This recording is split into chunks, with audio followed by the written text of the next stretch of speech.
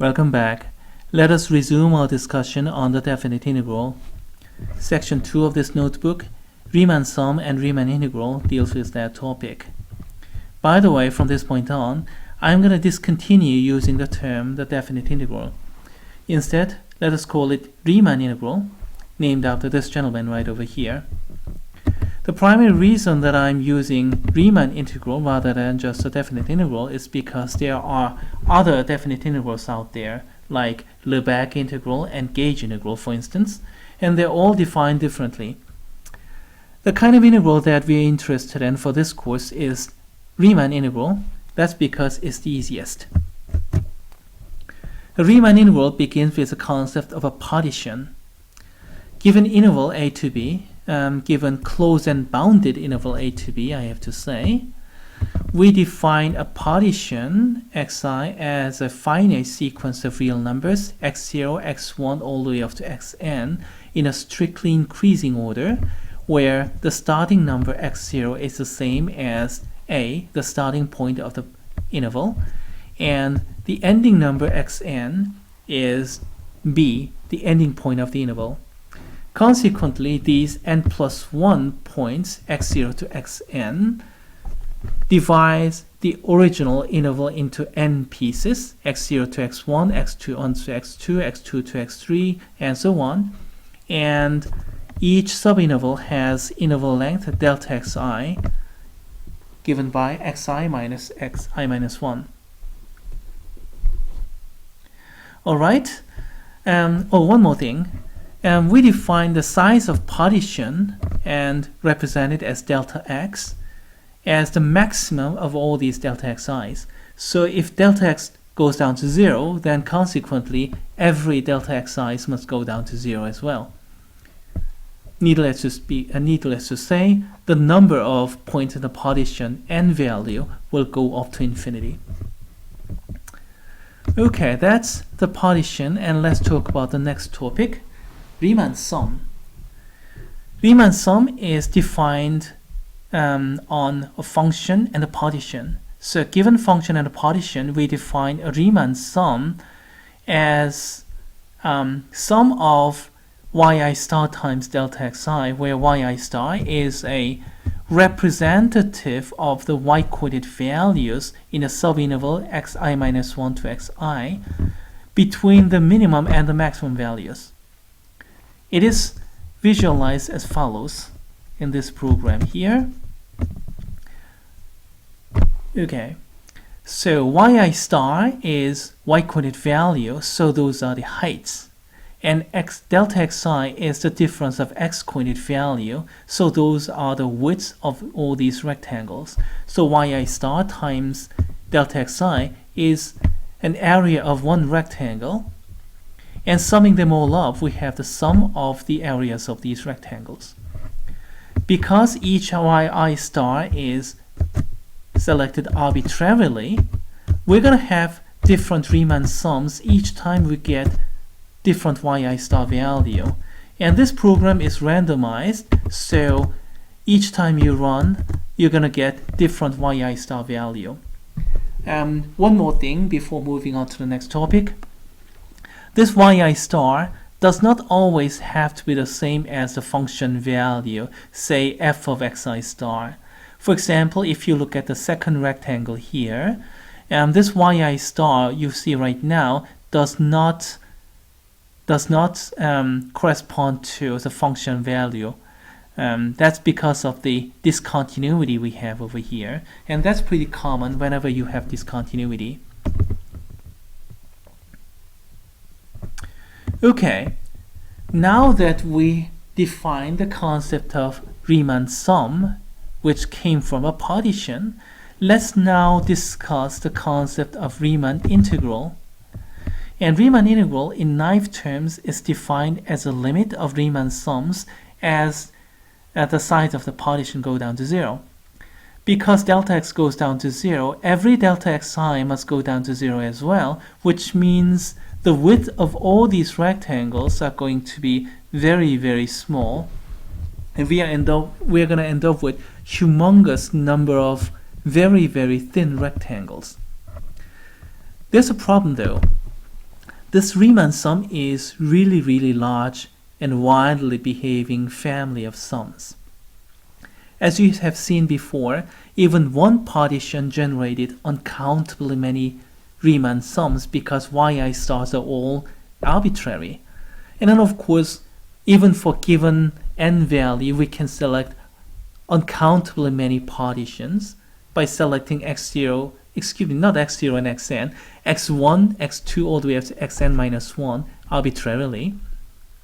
And of course, n value can be arbitrary too. So we are talking about a lot of randomness here, and consequently a humongous family, kind of uncontrollably large family, and somehow we have to control it and express it as a limit notation, and that's a challenge.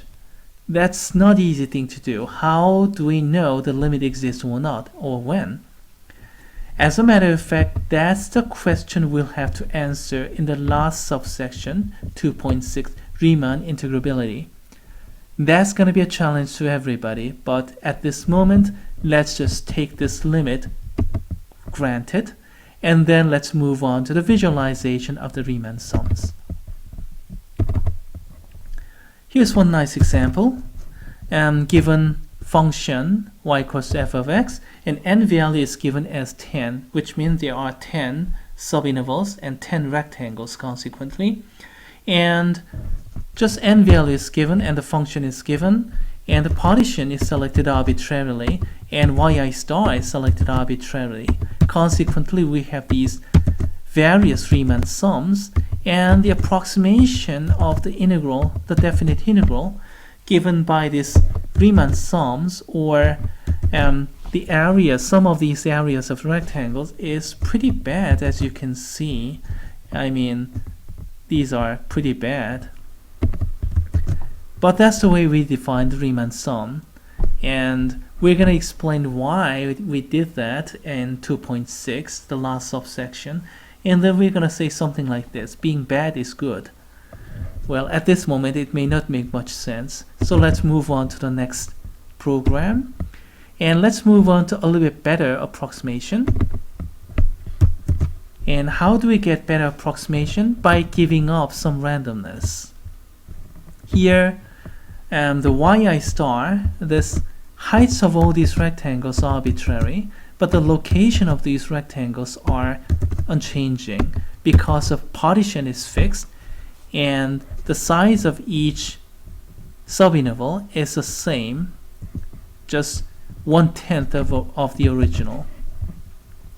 So for example, if you go over to the first program and then try to do some approximation, even if we increase the number of rectangles, we have this kind of approximation, much better than before.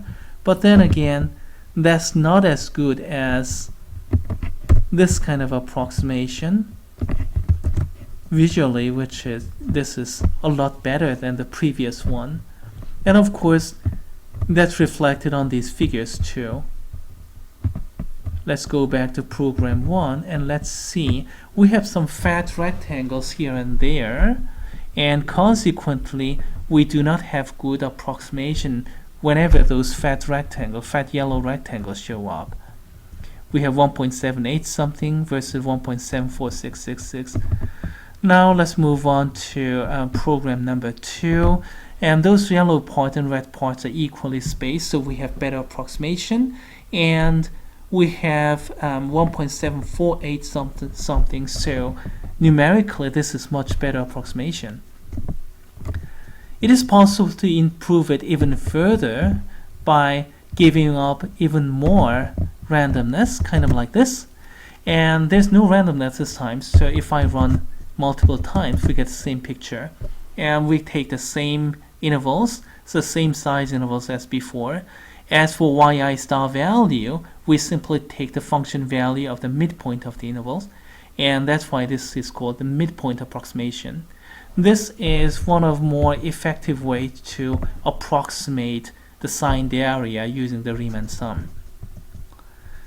Let's move on to the next two programs, the left-hand side and right-hand side approximations, which are not as good as midpoint approximation in terms of accuracy or precision, but a little bit simpler and easier. Left-hand side approximation. Please note that left-hand side endpoint of each rectangle hits the curve. And then the right-hand side approximation, vice versa. Please note that right-hand side endpoint of each rectangle hits the curve. Those are all much better approximations than the kind of approximations we saw in program number 1 when partition and the y-coordinate values are selected arbitrarily. All those generate Riemann sums and then eventual Riemann integral if this if delta x goes down to 0.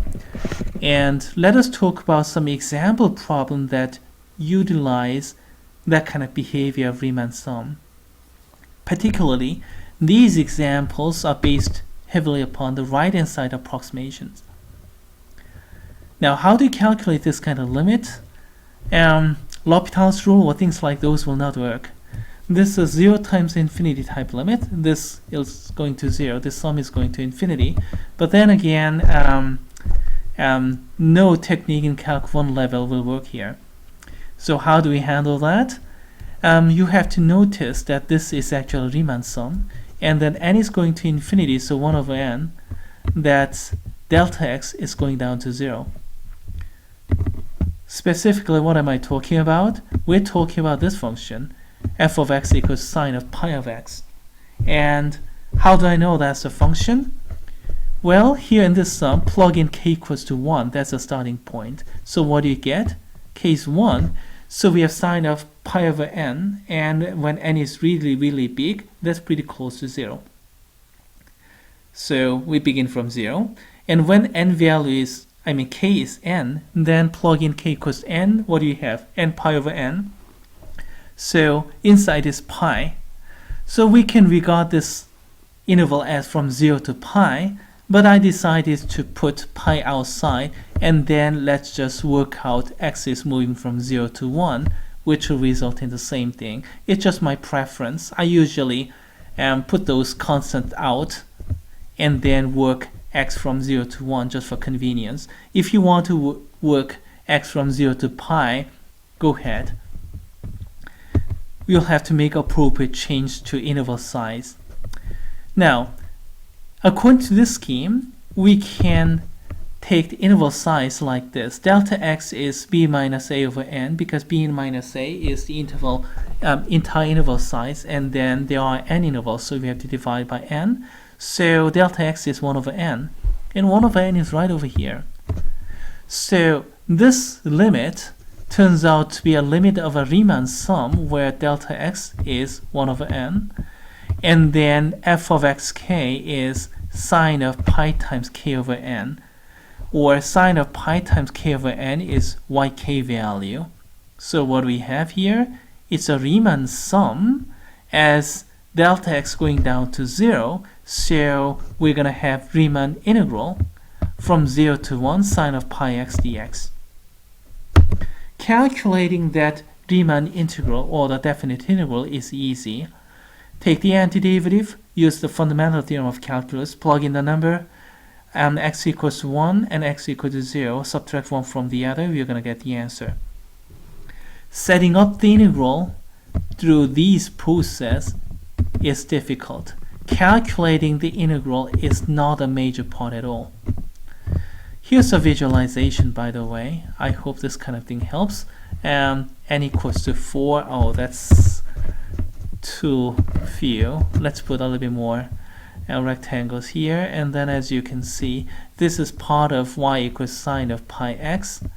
And then x is running from 0 to 1. And then we have all these rectangles here. Y value is given by the function value at x equals to 1 over n, 2 over n, 3 over n, all the way up to n over n. Not from 0, starting from 1 over n. So we have the right-hand side endpoint hitting the curve. So we have the right-hand side approximation of the definite limit, definite integral, and calculating the Riemann integral, you get the limit